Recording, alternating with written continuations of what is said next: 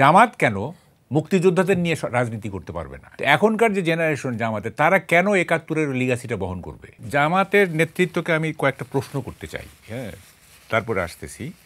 প্রথম প্রশ্নটা হচ্ছে যে জামাত প্রতিষ্ঠিত হয়েছিল সম্ভবত ১৯৪১ সালে, আমি যদি ভুল না করে থাকি, এবং তখন থেকে জামাত আপনার ওটা কি বলে যে শরিয়া ভিত্তিক রাষ্ট্র গঠনের তাদের মূল মটোটা এইটাই, যেটাকে বলে ইকামতে দিন। হ্যাঁ, এখন এবং এটা আমরা দেখছি, যেমন ধরেন পাকিস্তান আমলে যখন ভারত যখন ভাগ হয়ে গেল, পাকিস্তান হয়ে গেল, তখন আইয়ুব খান যখন মুসলিম পারিবারিক আইন করছিলেন, তখন কিন্তু জামাত এটা বিরোধিতা করছে, যেহেতু এইটা শরিয়া আইনের সাথে কন্ট্রাডিক্ট করে।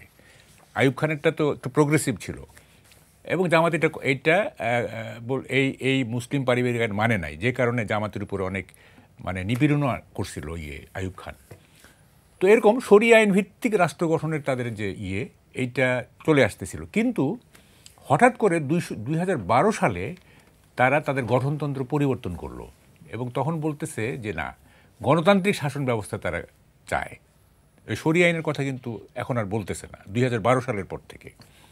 আমার প্রশ্নটা হচ্ছে যে যদি আপনারা রাষ্ট্র ক্ষমতায় আসেন, হ্যাঁ, দের ইজ এ চান্স, তাইলে এই আবার কি শরিয়া আইনে ফিরে যাবেন কিনা, না এই গণতান্ত্রিক রাষ্ট্র ব্যবস্থার এখন যেটা আছে ২০১২ সালের যে কি বলে যে সংশোধন, সেইটা থাকবে, নাকি আবার শরিয়া আইনে ফিরে যাবেন? এইটা একটা।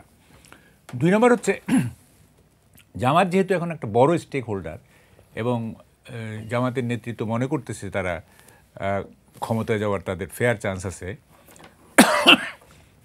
তো তারা যদি ক্ষমতায় যায় তাহলে কি আমরা কি আমাদের অবস্থাটা কি হবে নাগরিকদের? সেটিকে আমরা কি মুক্তিযুদ্ধের গল্প করতে পারবো?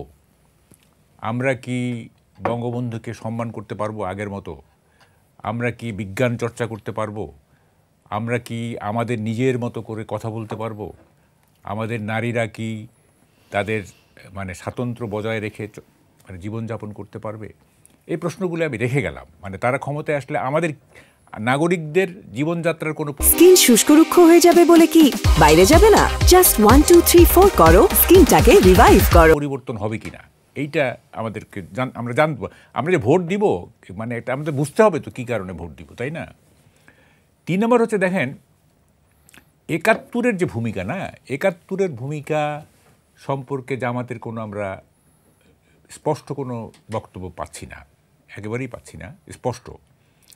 কথাটা হচ্ছে আমার যে পয়েন্টটা, সেটা হচ্ছে ৭১-এ যারা অখণ্ড পাকিস্তানের পক্ষ নিয়েছিলেন, এখনকার যে জেনারেশন, তারা কিন্তু ৭১-এর ওই ভূমিকা নেওয়ার সুযোগই ছিল না, কারণ তখন বয়সই ছিল না। তো এখনকার যে জেনারেশন জামাতে, তারা কেন ৭১-এর লিগাসিটা বহন করবে? আমার প্রশ্ন এটা তো করার দরকার নাই, তাই না? তার আগের জেনারেশন ৭১-এ কী করছে না করছে এইটা তো আমার দায় না, তাই না? তো ফলে আমার মনে হয় যে ৭১-এর ব্যাপারে তাদের একটা স্পষ্ট বক্তব্য থাকতে হবে, যে তাদের আগের জেনারেশন যা করেছে সেইটা তারা এই লিগাসি তারা বহন করে, না তারা একটা নতুন স্ট্যান্ড নিতে চায়, এটা একটু বলতে হবে। এবং আমি মনে করি দেখেন, রাজনীতি যে সবসময় একই রকম থাকবে তা না। জিয়াউর রহমান কিন্তু একজন ভ্যালিয়েন্ট মুক্তিযোদ্ধা, কিন্তু উনি ক্ষমতা নেয়ার পরে উনি যারা অখণ্ড পাকিস্তানের পক্ষ নিয়েছিলেন, যেমন শাহজির রহমান থেকে শুরু করে মশিউর রহমান, তাদেরকে কিন্তু নিয়ে উনি পলিটিক্স করছেন। তো জিয়া যদি মুক্তিযোদ্ধা হয়ে আপনার অখণ্ড পাকিস্তানের সমর্থকদের তার সাথে রাখতে পারেন, তাইলে জামাত কেন মুক্তিযোদ্ধাদের নিয়ে রাজনীতি করতে পারবে না?